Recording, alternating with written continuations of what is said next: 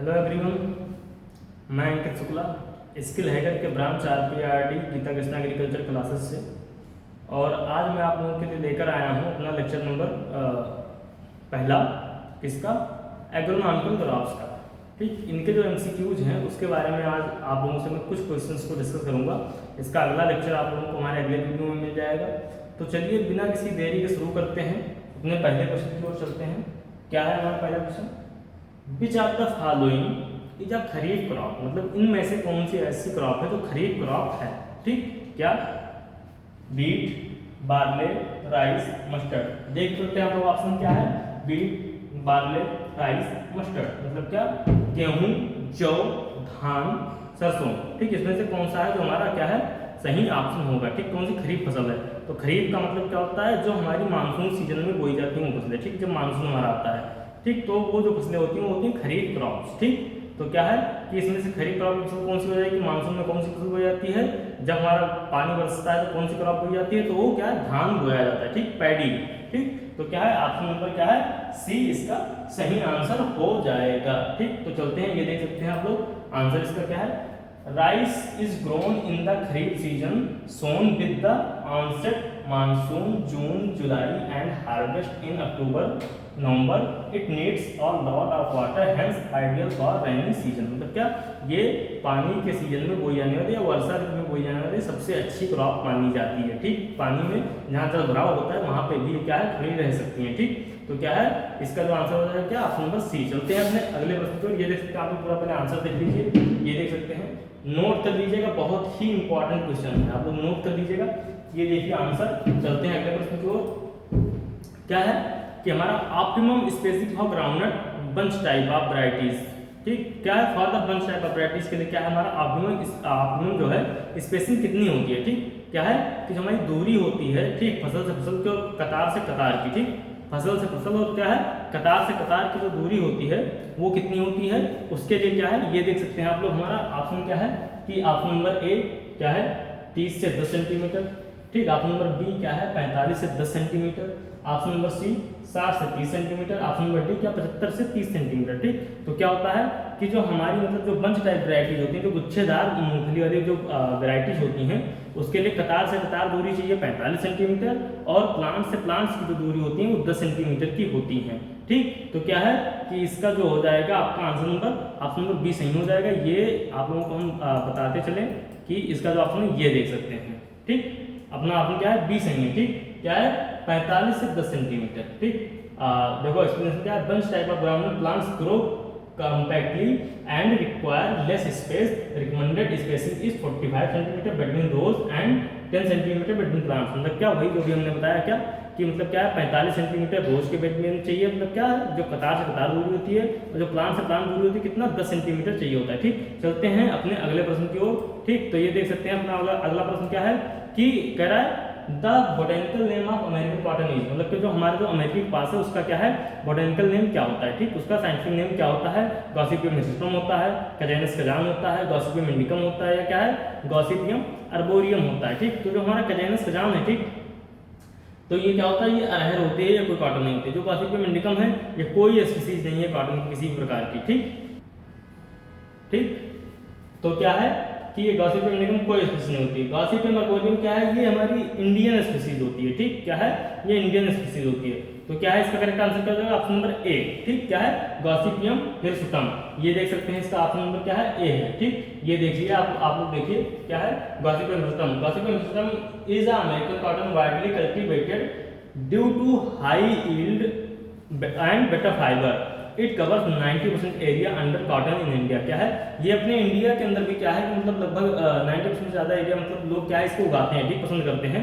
वैसे जो उगाया जाता है वो मतलब क्या है 60% तक मतलब माना जाता है, लेकिन क्या है कि 90% से ज़्यादा लोग इसको उगाते हैं, पसंद करते हैं। ठीक, क्या है तो ये जो है सबसे ज़्यादा तो अमेरिका में मान लो उगाया ही जाता है। ठीक, क्योंकि अमेरिकी कॉटन है। तो चलते हैं क्या है अपने अगले प्रश्न की ओर। ये देख सकते हैं इसका आंसर आप लोग नोट डाउन कर सकते हैं। ठीक, ये रहा अपना अगला प्रश्न। चलते हैं देख लीजिए अपने अगले प्रश्न को। ये है ठीक, क्या कह रहा है which pulse crop improve soil fertility. कौन सी दलहनी फसल है जो क्या है हमारी मृदा उर्वरता में सुधार करती है। ठीक, क्या मतलब क्या है कौन सी फसल है जो हमारी मतलब क्या है मृदा उर्वरता में सुधार करती है। ठीक, तो क्या है, आप लोगों को पता होगा कि जो हमारी दलहनी फसलें होती हैं वो राइजोबियम बैक्टीरिया के द्वारा क्या है, नाइट्रोजन फिक्सेशन का काम करती हैं। तो ये क्या है कि उसकी वजह से क्या है कि वो सॉइल की मृदा में जो क्या है, मतलब मृदा जो हमारी है उसमें सुधार करने के योग्य होती है। ठीक, तो क्या है, चना है, मक्का है, वीट है या राइस है, मतलब इनमें से कौन सी फसल है जो हमारी क्या है कि उसके लिए इंपॉर्टेंट है, ठीक, मृदा सुधार के लिए। तो पल्सेस क्रॉप जो होती है इंपॉर्टेंट होती है, मतलब इसका ऑप्शन क्या हो जाएगा, ऑप्शन ए जो है इसका एकदम करेक्ट आंसर हो जाएगा। ठीक, तो क्या है, ये देख सकते हैं ऑप्शन ए। ठीक, क्या है कि देख सकते हैं एक्सप्लेनेशन देखिए, पल्सेस क्रॉप चिकपी है rhizobium bacteria in root nodules that fix atmospheric nitrogen improving soil fertility. क्या है कि ये क्या है, जो हमारी मृदा मतलब मृदा है उसमें सुधार के योग्य होती है। ठीक, मृदा की गुणवत्ता क्या है, ये बढ़ा देती है। ठीक, तो इसलिए इसको हम लगाते हैं। ठीक, चलते हैं अगले क्वेश्चन पे। ये देखिए, soybean is mainly grown in this season. ठीक, तो सोयाबीन की क्रॉप है वो मुख्यतः किस ऋतु में उगाई जाती है। ठीक, तो चलिए देखते हैं क्या है, किस सीजन की क्रॉप होती है सोयाबीन, रबी, जायद, खरीफ या ऑल सीजन या सभी सीजन के लिए है। ठीक, तो मुख्यतः किस सीजन की है जो हमारी ये सोयाबीन है, ये पहली बात तो लेग्यूमिनेसी फैमिली को बिलोंग करती है।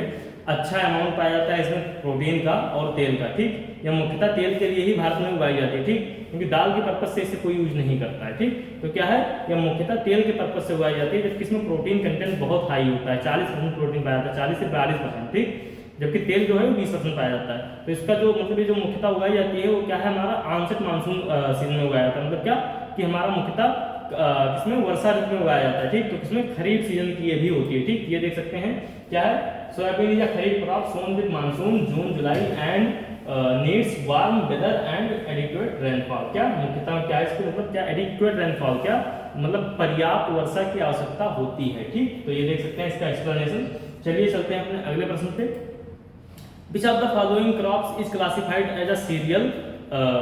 ठीक, कौन सी ऐसी क्रॉप है जो मुख्यतः क्या है, सीरियल के रूप में उगाई जाती है। ठीक, क्या है, सीरियल के रूप में उगाई जाती है। ठीक, कौन सी क्रॉप है, जैसे मस्टर्ड है, मेज है, मूंग है, सनफ्लावर है, मतलब कौन सी क्रॉप ऐसी है जो क्या है सीरियल्स के रूप में उगाई जाती है। तो ये देख सकते हैं क्वेश्चन क्या है, क्या पूछ रहा है, सीरियल्स के रूप में। ठीक, तो क्या है कि अब इसमें देखिए ये सारी क्या है, ये ऑयलसीड क्रॉप है, मक्का जो है ये हमारी सीरियल्स है। ठीक, मूंग क्या है, दलहनी फसल, सनफ्लावर क्या है, ये भी हमारी ऑयलसीड क्रॉप है। ठीक, ये भी क्या है, और ये लेनोलेइक रिच होता है। ठीक, जो सनफ्लावर होता है इसमें बहुत ही ज्यादा अमाउंट में क्या है लेनोलेइक पाया जाता है। ठीक, तो क्या है इसका जो करेक्ट आंसर, ठीक, तो क्या हो जाएगा अपना जो इसका आंसर हो जाएगा वो बी हो जाएगा। ठीक, ये देखिए ऑप्शन नंबर बी। ठीक, क्या है कि maize is a cereal crop as it belongs to the grass family. ठीक, क्या है, ये पोएसी फैमिली को बिलोंग करने वाली क्रॉप होती है। ठीक, and produces grain used for food feed and industrial purpose. ठीक, क्या है, मुख्यतः फूड के पर्पस से उगाया जाता है। तो ये देख सकते हैं आप नंबर बी सही है, और क्यों सही है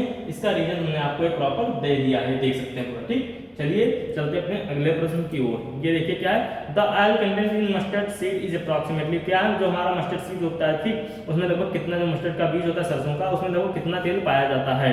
तो क्या है, 10 से 15%, 20 से 25%, 30 से 35% या 40 से 45%।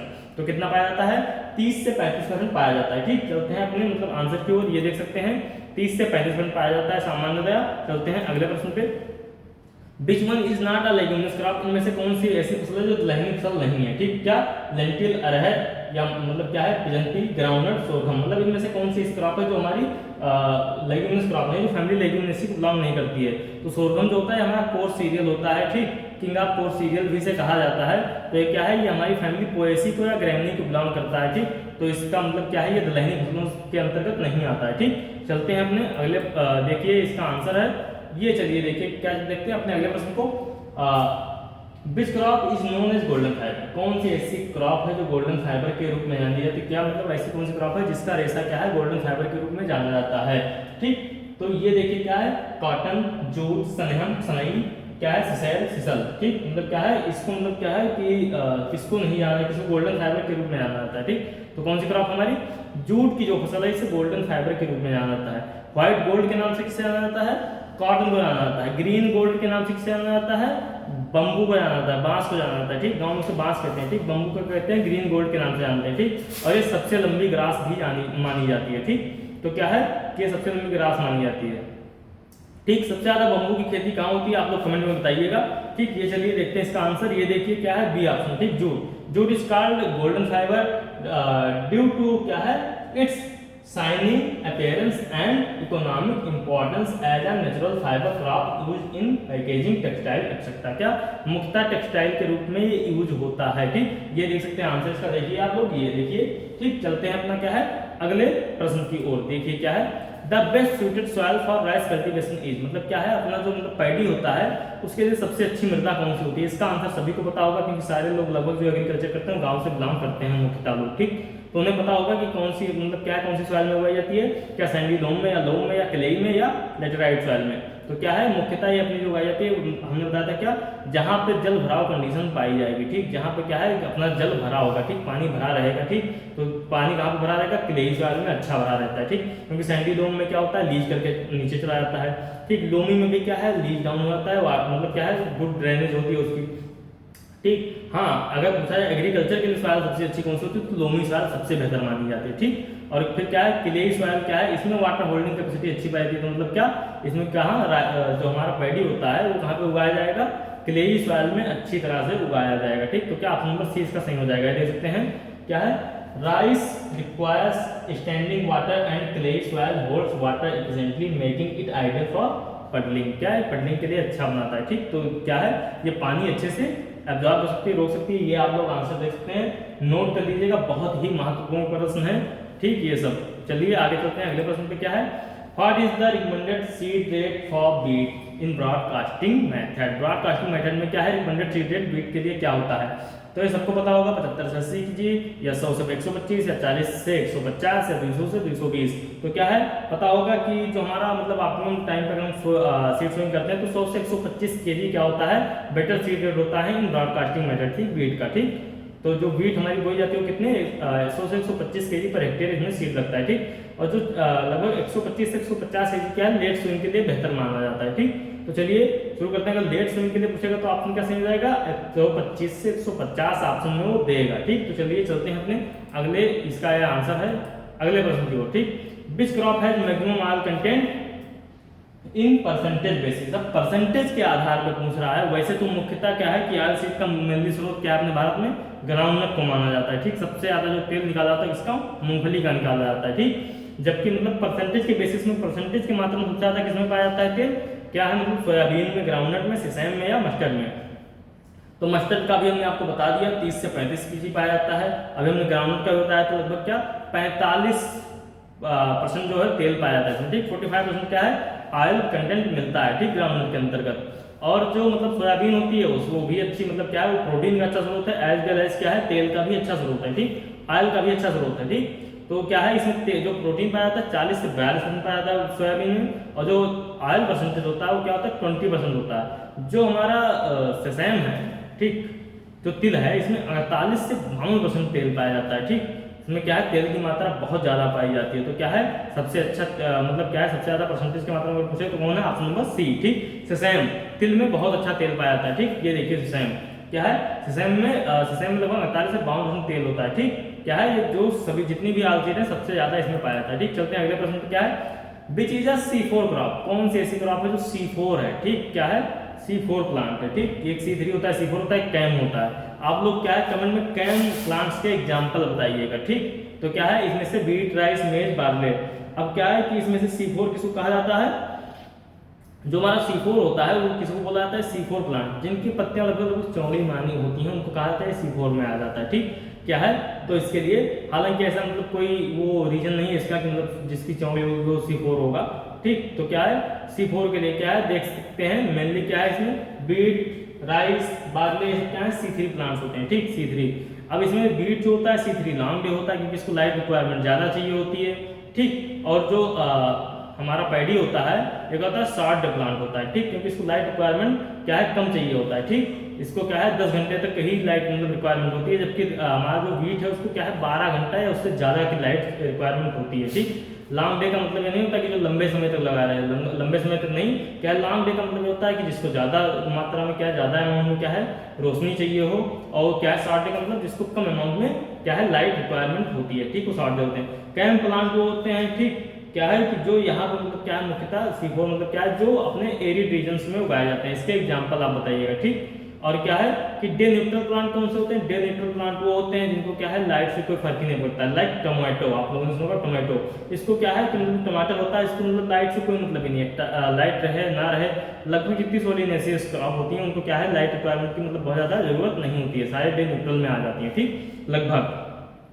चलिए चलते हैं आंसर की ओर। देखिए हमने कहा मक्का, ठीक क्या है मेज फॉलो C4 फोटोसिंथेटिक पाथवे विच मोर इफिशिएंट क्या है under high temperature and light. Light के अंतर्गत जो क्या है वो हाई रेनफॉल और क्या है टेम्परेचर मतलब क्या हमको चाहिए होता है, इस वजह से क्या है ये मतलब क्या है C4 में आ जाती है, ठीक। चलते हैं अपने अगले प्रश्न की ओर।